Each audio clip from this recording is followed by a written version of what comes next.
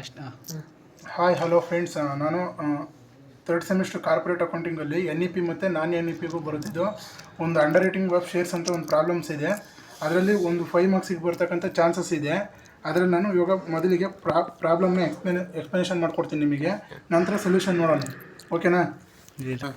ಇದು NEP ಅವ್ರಿಗಾದರೆ 4 ಮಾರ್ಕ್ಸಿಗೆ ಬರ್ತಕ್ಕಂಥ chances ಇದೆ. ಯಾಕೆಂದರೆ ತುಮಕೂರು ಯೂನಿವರ್ಸಿಟಿಯಲ್ಲಿ NEP ಅಂತಕ್ಕಂಥದ್ದು ಇದಾಗಿದೆ. ಇವಾಗ SCP ಸ್ಟೂಡೆಂಟ್ಸ್ ಬಂದಿದ್ದಾರೆ, ಅವ್ರಿಗೆ ಒಂದು ಸ್ವಲ್ಪ ಟಫ್ ಆಗ್ಬೋದು ಇದು. ಯಾಕೆಂದರೆ ಅವ್ರಿಗೆ ಯಾವುದೇ ಪ್ರೀವಿಯಸ್ ಇಯರ್ ಕ್ವಶನ್ ಪೇಪರ್ಸ್ ಇಲ್ಲ, ಇವೇ ಕ್ವಶನ್ ಪೇಪರ್ಸಲ್ಲೇ ಸಾಲ್ವ್ ಮಾಡಬೇಕು. ಇದೇ ಥರ ಐ ಹೋಪ್ ನನ್ನ ಪ್ರಕಾರ ಇದೇ ಥರ ಪ್ರಾಬ್ಲಮ್ ಬರುತ್ತೆ ಅಂತ ಚಾನ್ಸಸ್ ಇದೆ. ಓಕೆನಾ? ಇವಾಗ ಪ್ರಾಬ್ಲಮ್ ಎಕ್ಸ್ಪ್ಲೇನ್ ಮಾಡ್ಕೊಡ್ತೀನಿ, ಬನ್ನಿ, ಆಮೇಲೆ ಸೊಲ್ಯೂಷನ್ ನೋಡೋಣ ನಾವು. ಓಕೆ, ಇದು 2023 question paper problem for NEP. ಇದು ನಾನ್ NEPಗೂ ಆಗುತ್ತೆ. ಓಕೆನಾ? ಇಲ್ಲಿ ಅನಿ ಕಂಪನಿ ಲಿಮಿಟೆಡ್, ಇದು ಅಂಡರ್ ರೈಟಿಂಗ್ ಆಫ್ ಶೇರ್ಸಲ್ಲಿ 5 ಮಾರ್ಕ್ಸಿಗೆ ಒಂದು ಕ್ವಶನ್ ಬಂದೇ ಬರುತ್ತೆ. Ani company limited issued 5 lakh shares of ₹100 each. Ani company limited ಅಂತಕ್ಕಂಥದ್ದು 5 lakh ಶೇರ್ಸ್ನ ₹100 ಪ್ರಕಾರ ಇಶ್ಯೂ ಮಾಡೈತಂತೆ. The issue was underwritten ಅಥವಾ ಅಂಡರ್ ರಿಟರ್ನ್ ಅಂದರೆ ಎಕ್ಸ್ ಅಂತಕ್ಕಂಥವನು, ವೈ ಅಂತಕ್ಕಂಥವನು, ಝೆಡ್ ಅಂತಕ್ಕಂಥವನು ಇದನ್ನು ಮಾಡೋನು. ಇದರಲ್ಲಿ ಇನ್ನೊಂದು ಹಿಂಟ್ ಕೊಡ್ತೀನಿ ನಾನು. ಈಗ ನಿಮಗೆ 5 ಮಾರ್ಕ್ಸ್ಗೆ ಪಾರ್ಷಲ್ ಹ್ಯಾಂಡ್ ರೈಟಿಂಗ್ ಅಥವಾ ಹೋಲ್ ಹ್ಯಾಂಡ್ ರೈಟಿಂಗ್ ಅಂತಕ್ಕಂಥದ್ದು ಬರ್ಬೋದು. ಆ ಪ್ರಾಬ್ಲಮ್ನ ಪಾರ್ಷಲ್ ಹ್ಯಾಂಡ್ ರೈಟಿಂಗ್ ಅಥವಾ ಹೋಲ್ ಹ್ಯಾಂಡ್ ರೈಟಿಂಗ್ ಅಂತ ಹೆಂಗೆ ಕಂಡುಹಿಡಿಯೋದು ಅಂತಂದರೆ, ಅಲ್ಲಿ 5 lakh ಶೇರ್ಸ್ನ ಇಶ್ಯೂ ಮಾಡೈತೆ. 5 lakh ಶೇರ್ಸ್ನ ಇಶ್ಯೂ ಮಾಡೈತೆ ಅನಿ ಕಂಪನಿ ಲಿಮಿಟೆಡ್ಡು. ಒಬ್ಬ ಎಕ್ಸ್ ಅಂತಕ್ಕಂಥವನು 30% ಮಾಡೋನೆ, ಅದೇ ಥರ ವೈ ಅಂತಕ್ಕಂಥವನು 20% ಮಾಡೋನೆ, ಅದೇ ಥರ ಝೆಡ್ ಅಂತಕ್ಕಂಥವನು 30% ಅಂತಕ್ಕಂಥದ್ದನ್ನ ಮಾಡೋನೆ. ಇವಾಗ ನಾವು ಇದನ್ನು ಪಾರ್ಷಲ್ ಹ್ಯಾಂಡ್ ರೈಟಿಂಗ್ ಅಂತ ಹೆಂಗೆ ಕಂಡುಹಿಡ್ತೀವಿ ಅಂದರೆ, 5 lakh ಶೇರ್ಸ್ನ ಇಶ್ಯೂ ಮಾಡೈತೆ, ಒಬ್ಬ 30%, ಒಬ್ಬ 20%, ಇನ್ನೊಬ್ಬ 30%. ಇನ್ನು ಎಕ್ಸಸ್ ಅಮೌಂಟು 20% ಉಳ್ಕೊಳುತ್ತೆ. 30, 30, 60, 60 + 20 80 ಆಗುತ್ತೆ. ಓಕೆನಾ? ಇನ್ನು 20% ಉಳ್ಕೊಳುತ್ತೆ, ಅದನ್ನು ಕಂಪ್ನಿ ಕೊಡಬೇಕು ಅಕಾರ್ಡಿಂಗ್ ಟು. ಓಕೆ, ಮುಂದಕ್ಕೆ ಇದು ಪಾರ್ಷಲ್ ಹ್ಯಾಂಡ್ ರೈಟಿಂಗ್ ಆಯಿತು. ಅದೇ ಹೋಲ್ ಹ್ಯಾಂಡ್ ರೈಟಿಂಗ್ ಅಂದರೆ 5 lakh ಶೇರ್ಸ್ನ ಇಶ್ಯೂ ಮಾಡೈತೆ, ಒಬ್ಬ 30%, ಒಬ್ಬ 20%, ಇನ್ನೊಬ್ಬ 30%, ಇನ್ನೂ 20% ಉಳ್ಕೊಳುತ್ತಲ್ಲ, ಅದನ್ನೊಬ್ಬ ಯಾರಾದ್ರೊಬ್ಬ ಇನ್ನೊಬ್ಬ ಅಂಡರ್ ರೈಟಿಂಗ್ ಅಂತಕ್ಕಂಥದ್ದನ್ನ ಮಾಡ್ತಾನೆ. ಆವಾಗ ಅದು ಹೋಲ್ ಹ್ಯಾಂಡ್ ರೈಟಿಂಗ್ ಅಂತ ಆಗುತ್ತೆ. ಓಕೆನಾ ಫ್ರೆಂಡ್ಸ್, ಗೊತ್ತಾಯ್ತಾ? The company was received A total of applications for 4 lakh shares, out of which applications for 1 lakh shares had stamp ಅಂದರೆ ಮಾರ್ಕೆಟ್ ಅಪ್ಲಿಕೇಶನ್ಸ್ ಅಂತ ಅರ್ಥ. ಎಕ್ಸ್ 75,000, ಮತ್ತು ವೈ 1 lakh, ಮತ್ತು ಝೆಡ್ಡಿಂದ ಏನೂ ಇಲ್ಲ. ಓಕೆನಾ? ಓಕೆ, ಇವಾಗ ಅವ್ರೇನು ಹೇಳೋರೆ, the remaining applications do not have stamp ಅಂದರೆ 1 lakh ಶೇರ್ಸು ಮತ್ತು 75,000 ಇನ್ನು ಮಾರ್ಕೆಟ್ ಅಪ್ಲಿಕೇಶನ್ಸ್ ಮಾಡಿಲ್ಲ, ಯಾವ ಸ್ಟ್ಯಾಂಪ್ಸ್ಗಳು ಅಂತ ಹೇಳೋರೆ. Okay,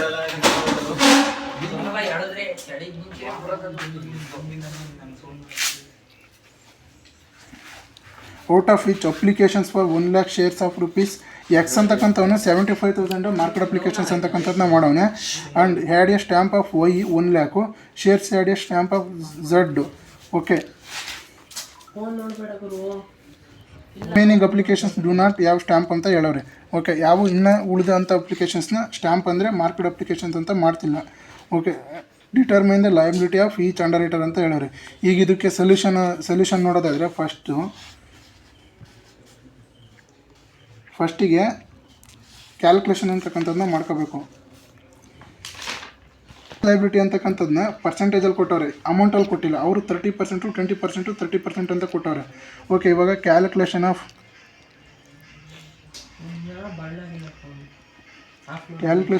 gross liability. Okay, gross liability ಕಂಡುಹಿಡ್ಕೊಳೋದಕ್ಕೆ ಒಂದು ಫಾರ್ಮುಲಾ ಐತೆ. Gross liability is equal to shares issued into percentage of underwriting. Short ಫಾರ್ಮಾಗಿ ಬರಿತಾ ಇದ್ದೀನಿ. ಅಲ್ಲಿಗೆ ಫಸ್ಟ್ ಯಾರು X gross liability is equal to shares issued ಬಂದು 5 lakh ಇಂಟು ಅವನು ಅಂಡರ್ ರಿಟರ್ನ್ ಮಾಡಿರೋದು 30%. ಓಕೆ, 30% ಮಾಡಿದರೆ 1,50,000 ಶೇರ್ಸ್ ಬರುತ್ತೆ, ಅವನು ಅಂಡರ್ ರಿಟರ್ನ್ ಮಾಡಿರೋದು. ಓಕೆ, ಅದೇ ಥರ wise gross liability is equal to 5 lakh into ಅವನು ಅಂಡರ್ ರೈಟಿಂಗ್ ಮಾಡಿರೋ ಪರ್ಸೆಂಟೇಜ್ ಅಂತ ಬಂದರೆ 20%. ಓಕೆ 5 ಲ್ಯಾಕ್ ಇಂಟು 20% ಮಾಡಿದ್ರೆ 1 ಲ್ಯಾಕ್ ಶೇರ್ಸ್ ಬರುತ್ತೆ. ಅದೇ ಥರ ಝೆಡ್ ಅಂತಕ್ಕಂಥವನು 30% ಮಾಡೋಣ. ಝೆಡ್ಸ್ liability is equal to gross liability is equal to 5 lakh into 30%. Okay 5 lakh into 30% ಮಾಡಿದರೆ ಇಲ್ಲೇ ಬಂದೈತೆ, ಸೇಮ್ ಡಿಜಿಟೇ ಬರುತ್ತೆ, 1,50,000 ಅಂತಕ್ಕಂಥದ್ದೇ ಬರುತ್ತೆ. Okay shares. ಇವಾಗ ಇದು ಪಾರ್ಷಲ್ ಅಂಡರ್ ರೈಟಿಂಗ್ ಆಗಿರೋದ್ರಿಂದ ನಾವು ಕಂಪನೀಸ್ ಗ್ರಾಸ್ ಲಯಬಿಲಿಟಿ ಎಷ್ಟು ಅಂತಕ್ಕಂಥದ್ದನ್ನ ಕಂಡುಹಿಡಿಬೇಕಾಗುತ್ತೆ. ಇವಾಗ ಒಬ್ಬ ಎಕ್ಸು 30%, ವೈ 20%, ಝೆಡ್ಡು 30% ಮಾಡಿದ್ರೆ 30 ಪ್ಲಸ್ 60 ಪ್ಲಸ್ 20 ಈಸ್ 80. ಇನ್ನು 20% ಉಳ್ಕೊಳುತ್ತೆ, ಅದನ್ನು ಅನಿ ಕಂಪನಿ ಲಿಮಿಟೆಡ್ಗೆ ಕೊಡಬೇಕಾಗುತ್ತೆ. ಇದು ಪಾರ್ಷಲ್ ಅಂಡರ್ ರೈಟಿಂಗ್ ರೂಲ್ಸು. ಇದು ನೀವು ಗೊತ್ತಿಲ್ಲ ಅಂದರೆ ನಿಮಗೆ ಪ್ರಾಬ್ಲಮ್ ಮಾಡೋಕ್ಕೆ ಸಾಧ್ಯ ಇಲ್ಲ. ಓಕೆ 5 ಲ್ಯಾಕ್ ಇಂಟು ಇನ್ನು ಉಳ್ಕೊಂಡಿರೋದು ಬಂದು 20%. ಹೆಂಗೆ ಬಂತು ಅಂತ ಗೊತ್ತಾಯ್ತಾ? 30 ಪ್ಲಸ್ 60 ಪ್ಲಸ್ 20 ಈಸ್ 80. ಇನ್ನು ಉಳ್ಕೊಳೋದು 20% ಉಳ್ಕೊಳುತ್ತೆ, ಅದನ್ನು ಅನಿ ಕಂಪನಿ ಲಿಮಿಟೆಡ್ ಅಂದರೆ ಅವ್ರು ಹೇಳಿರೋ ಪ್ರಕಾರ ಅನಿ ಕಂಪನಿ ಲಿಮಿಟೆಡ್ಗೆ ಕೊಡಬೇಕು. ಇದು partial under writing rules. 5 lakh into 20% as usual ಇಷ್ಟೇ ಬರುತ್ತೆ, 1 ಲ್ಯಾಕೇ ಬರುತ್ತೆ. ಮೇಲೆ ಕ್ಯಾಲ್ಕುಲೇಟ್ ಮಾಡಿದ್ದೀವಿ ಅಲ್ಲೇ. Okay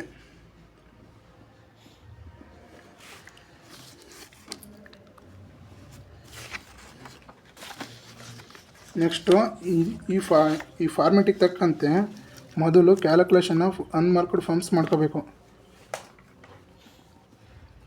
calculation of unmarked forms. Okay short ಫಾರ್ಮಲ್ಲಿ ಬರಿತಾ ಇದ್ದೀನಿ. ಅನ್ಮಾರ್ಕ್ಡ್ ಫಾರ್ಮ್ಸ್ಗೆ ಒಂದು ಫಾರ್ಮುಲಾ ಐತೆ. Unmarked forms is equals to total applications minus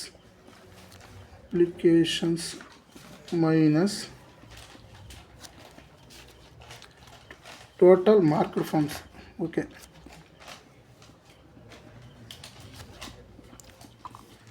ಇಲ್ಲಿ ಅವರೇ ಆ್ಯಸ್ ಯೂಶುವಲ್ ಹೇಳೋರೆ ಪ್ರಾಬ್ಲಮಲ್ಲಿ, ಆಗಲೇ ಹೇಳ್ಕೊಟ್ಟಿದ್ದೀನಿ, ಎಕ್ಸ್ಪ್ಲೇನ್ ಮಾಡಿದ್ದೀನಿ. That company was received the total applications ಅವರೇ ಕೊಟ್ಟಾರೆ. 4 ಲ್ಯಾಕ್ನ ಇಲ್ಲಿ ಬರ್ಕೊತಾ ಇದ್ದೀನಿ. ಆ್ಯಸ್ ಯೂಶುವಲ್ ಪ್ರಾಬ್ಲಮಲ್ಲಿ ಇದೆ, ಇದು ಹೆಂಗೆ ಬಂತು ಅಂತ ಅಮೌಂಟ್ ಹೇಳ್ತಾ ಇದ್ದೀನಿ. ಅದೇ ಥರ ಟೋಟಲ್ ಮಾರ್ಕ್ಡ್ ಫಾರ್ಮ್ಸ್ ಅವರೇ ಹೇಳೋರೆ. ಅಪ್ಲಿಕೇಶನ್ಸ್ ಫಾರ್ 4 ಲ್ಯಾಕ್ ಆಯಿತು. Out of which applications for 1 lakh stamp 1 lakh plus 1 lakh 3 ಜನದ್ದು ಕೊಟ್ಟವ್ರು ಅವರೇ. ಓಕೆ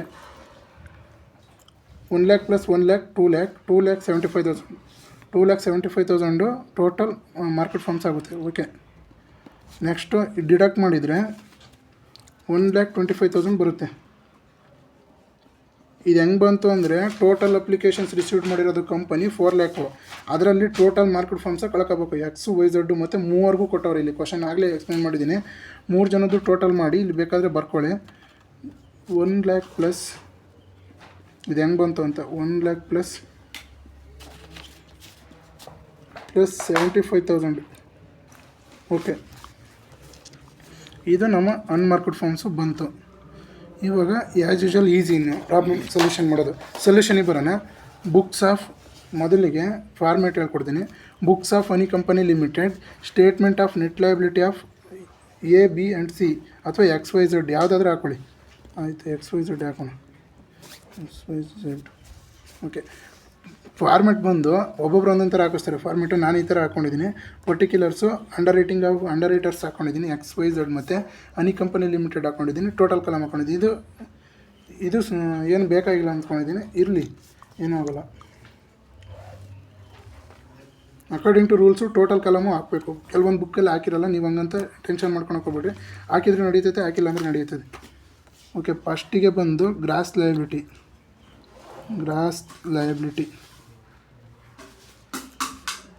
ಓಕೆ ಫ್ರೆಂಡ್ಸ್, ಆಗಲೇ ಕ್ಯಾಲ್ಕುಲೇಷನ್ ಮಾಡ್ಕೊಂಡಿದ್ದೀವಲ್ಲ ಗ್ರಾಸ್ ಲಯಬಿಲಿಟೀಸು. ಎಕ್ಸ್ದು 1,50,000, ವೈದು 1 ಲ್ಯಾಕ್.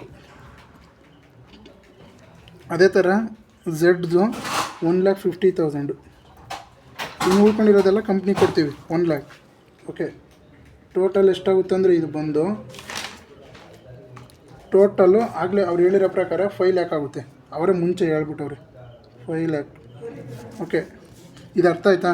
ನೆಕ್ಸ್ಟು ಗ್ರಾಸ್ ಲಯಬಿಲಿಟಿ ಅವರೇ ಎಲ್ಲ ಕೊಟ್ಟು ನಾವು ಕ್ಯಾಲ್ಕುಲೇಷನ್ ಮಾಡ್ಕೊಂಡಿದ್ದೀವಿ. ಈಗ ನೆಕ್ಸ್ಟು ಇವಾಗ ಲೆಸ್ ಅನ್ಮಾರ್ಕ್ಡ್ ಫಾರ್ಮ್ಸ್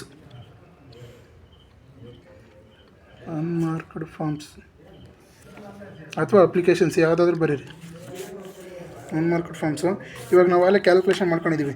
ಅನ್ಮಾರ್ಕ್ಡ್ ಫಾರ್ಮ್ಸ್ನ ನೋಡಿ ಫ್ರೆಂಡ್ಸ್, ಇದು ಕರೆಕ್ಟಾಗಿ ಅಬ್ಸರ್ವ್ ಮಾಡಬೇಕು. ಅನ್ಮಾರ್ಕ್ಡ್ ಫಾರ್ಮ್ಸ್ನ ಯಾವತ್ತಾಗಲಿ ಪಾರ್ಷಲ್ ಅಂಡರ್ ರೈಟಿಂಗ್ನಲ್ಲಿ ಕಂಪ್ನೀಸ್ಗೆ ಮಾತ್ರ ಕೊಡ್ತೀವಿ, ಬೇರೆ ಅಂಡರ್ ರೈಟರ್ಗೆ ಹಂಚಲ್ಲ ಅದನ್ನು. ಓಕೆ, ನಾವು ಆಗಲೇ ಕ್ಯಾಲ್ಕುಲೇಷನ್ ಮಾಡ್ಕೊಂಡಿದ್ದೀವಿ ನೋಡಿ. ಅನ್ಮಾರ್ಕ್ಡ್ ಫಾರ್ಮ್ಸು 1,25,000 ಬಂದಿದೆ.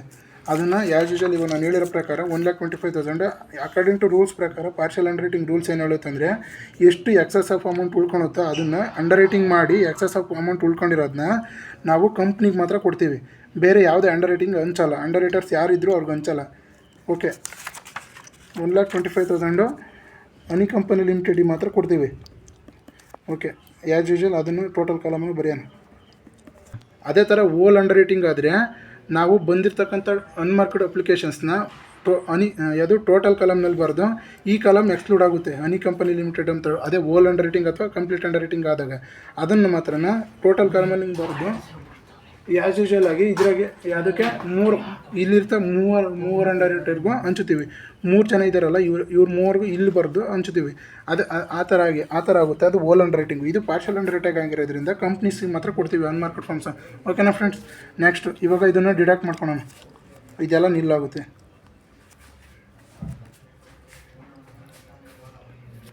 ಓಕೆ, ಬ್ಯಾಲೆನ್ಸ್ ಇವಾಗ 5 lakh minus 1,25,000 is 3,75,000. Okay, 1 lakh minus 1,25,000 is minus value ಬರ್ತೈತೆ. ಇದನ್ನು ಸರ್ಪ್ಲಸ್ ಅಂತ ಕರಿತೀವಿ ಅಂಡರ್ ರೈಟಿಂಗಲ್ಲಿ. ಇದನ್ನು ಹಂಚೋಣ 25,000. ಏಕೆಂದರೆ 1 lakhಲ್ಲಿ ಯಾಕೆಂದರೆ ದೊಡ್ಡ ಸಂಖ್ಯೆ ಕೆಳಗಡೆ ಇದೆ, ಚಿಕ್ಕ ಸಂಖ್ಯೆ ಮೇಲಿರೋದ್ರಿಂದ ಮೈನಸ್ ವ್ಯಾಲ್ಯೂ ಬರ್ತಾಯಿದೆ. ಇದು ಅಷ್ಟೇ ಇರುತ್ತೆ, 1,50,000 ಇರುತ್ತೆ. ಓಕೆ, ಇದು 1 lakh ಇರುತ್ತೆ, ಇದು 1,50,000 ಇರುತ್ತೆ. ಇದನ್ನೇನಂತ ಕರಿತೀವಿ? ಬ್ಯಾಲೆನ್ಸ್ ಅಂತ ಕರಿತೀವಿ. 25,000 ಬಂದಿದೆಯಲ್ಲ, ಅದನ್ನು ಇವಾಗ ಆ್ಯಸ್ ಯೂಶುವಲ್ ಹಂಚೋಣ.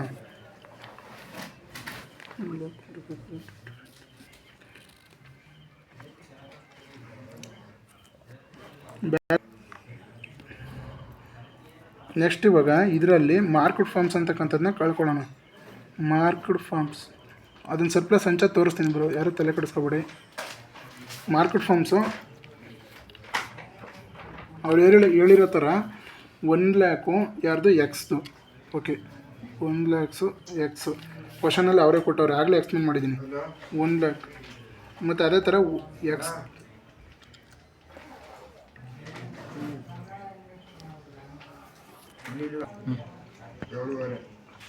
ಅದೇ ಥರ 75,000 ಎಕ್ಸ್ ವೈದಾಯಿತು. ಅದೇ ಥರ ಇನ್ನೂ 1 lakh ಝಡ್ದು. ಇವಾಗ ಟೋಟಲ್ಲು ಇಲ್ಲಿ ನಿಲ್ ಬರುತ್ತೆ, ಯಾಕೆಂದರೆ ಮೈನಸ್ ವ್ಯಾಲ್ಯೂ ಬಂದಿದೆ, ಇಲ್ಲಿ ನಿಲ್ ಬರುತ್ತೆ. ಇದು ಸರ್ಪ್ಲಸ್ ಬರುತ್ತೆ. ನೆಕ್ಸ್ಟ್ ಹಂಚೋಣ ಅದನ್ನು. ಓಕೆ, ಟೋಟಲ್ ಒಟ್ಟು ಇದು ಕೂಡಿ ಇಲ್ಲಿಗೆ ಹಾಕ್ತೀವಿ total ಕಾಲಮಿಗೆ. 1 lakh plus 1 lakh 2 lakh, 2 lakh plus 75,000 2,75,000. Okay, 2,75,000 ಈಗ ಬರುತ್ತೆ. ಈಗ ಸರ್ಪ್ಲಸ್ ಬಂದಿತ್ತಲ್ಲ ಫ್ರೆಂಡ್ಸ್ ಮೇಲೆ, ಅದನ್ನು ಈಗ ಹಂಚೋಣ. 3,75,000 ಮೈನಸ್ 2,75,000 ಅಂದರೆ 1 lakh ಬರುತ್ತೆ. ಓಕೆ, 1 lakh ಬರುತ್ತೆ. ಇವಾಗ ಪ್ಲಸ್ ಮಾಡ್ಕೊಳೋಣ. ಇಲ್ಲಿ 25,000 ಇಲ್ಲ ಮೈನಸ್ ವ್ಯಾಲ್ಯೂನೇ ಇರುತ್ತೆ. ಇಲ್ಲಿ ಮೈನಸ್ ವ್ಯಾಲ್ಯೂನೇ ಇರುತ್ತೆ, 25,000 ಇರುತ್ತೆ. ಇಲ್ಲಿ ಇವಾಗ 1,50,000ಗೆ 1 lakh ಹೋದರೆ ಇನ್ನು 50,000 ಉಳ್ಕೊಳುತ್ತೆ. 1 lakhನಾಗೆ 75,000 ಹೋದರೆ ಇನ್ನು 25,000 ಉಳ್ಕೊಳುತ್ತೆ. 1,50,000ಗೆ 1 lakh ಹೋದರೆ 50,000 ಉಳ್ಕೊಳುತ್ತೆ. ಇದನ್ನು ಬ್ಯಾಲೆನ್ಸ್ ಅಂತ ಕನ್ಸಿಡರ್ ಮಾಡಬೇಕು.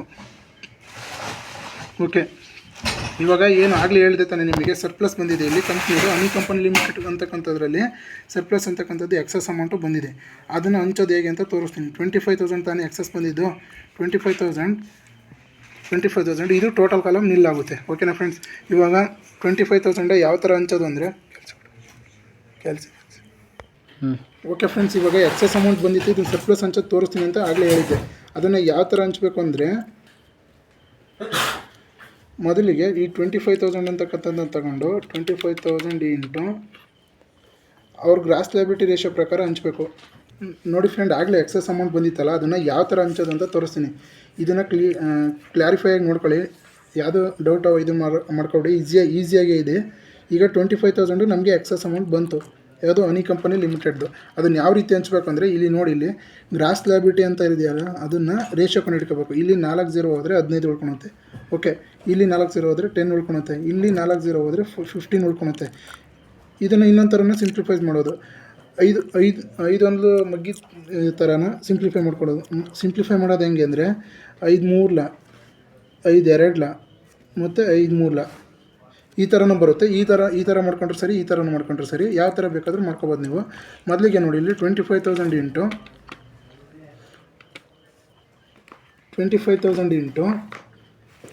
ಓಕೆ 25,000 ಇಂಟು ಇದಷ್ಟು ಕೂಡಿದರೆ 336 ಬರುತ್ತೆ. Okay 3 divided by 25,000 into 3 divided by 8 ಅಂದರೆ 9,375 ರೂಪಾಯಿ ಬರ್ತಾಯಿದೆ. ಓಕೆ ಅದನ್ನು ಇಲ್ಲಿ ಬರೆಯೋಣ, 9,375. ಓಕೆ ಅರ್ಥ ಆಯ್ತಾ ಫ್ರೆಂಡ್ಸ್? ಈಗ ಇದು ಯಾಕೆ ಬಂತು ಅಂದರೆ 25,000 ಇಂಟು ಇಲ್ಲಿ ರೇಷಿಯೋ ಕಂಡಿಟ್ಕೊಂಡಿದ್ದೀವಿ, ಆಗಲೇ ಹೇಳಿದೆ ನಿಮಗೆ. ಇದಿಷ್ಟು ಕೂಡಿಬಿಟ್ರೆ 8 ಅಂತಕ್ಕಂಥದ್ದು ಬರುತ್ತೆ. 8 ಇವಾಗ 25,000 ಇಂಟು 3 ಡಿವೈಡೆಡ್ ಬೈ 8 ಮಾಡ್ಕೊಂಡಾಗ 9,375 ರೂಪಾಯಿ ಬರುತ್ತೆ. ಅದೇ ಥರ ಇವಾಗ ಅದೇ ಥರ ವೈದ್ ಮಾಡೋಣ. 25,000 ಇಂಟು 2 ಡಿವೈಡೆಡ್ ಬೈ 8 ಅಂತಕ್ಕಂಥದ್ದನ್ನ ಮಾಡಿದರೆ 6,250 ಬರುತ್ತೆ. ಓಕೆನಾ ಫ್ರೆಂಡ್ಸ್? 6,250 ಬರುತ್ತೆ. ಅದೇ ಥರ ಈಗ ಎಕ್ಸ್ದಾಯಿತು ವೈದಾಯಿತು, ಅದೇ ಥರ ಝಡ್ದು ಮಾಡೋಣ. ಅದೇ ಥರ 25,000 ಇಂಟು 3 ಡಿವೈಡೆಡ್ ಬೈ 8 ಓಕೆ ಅಷ್ಟೇ ಸಿಗುತ್ತೆ, 9,375 ಸಿಗುತ್ತೆ. ಯಾಕೆಂದರೆ ಸೇಮ್ ಡಿಜಿಟ್ ಇದೆ, ಇದು 9,375 ಉಳ್ಕೊಳುತ್ತೆ. ಓಕೆ ಇದು ನಿಲ್ ಆಗುತ್ತೆ ಫ್ರೆಂಡ್ಸ್. ಇವಾಗ ಬ್ಯಾಲೆನ್ಸ್ ತೊಗೊಳೋಣ, ಏಕೆಂದರೆ ಇಲ್ಲಿ ಒಂದು ಲೈನ್ ಬರೀಬೇಕು. Surplus of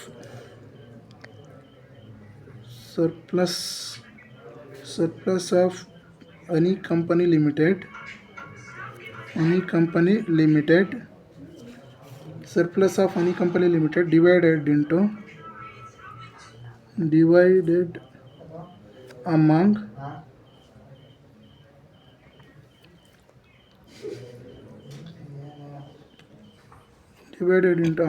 distributed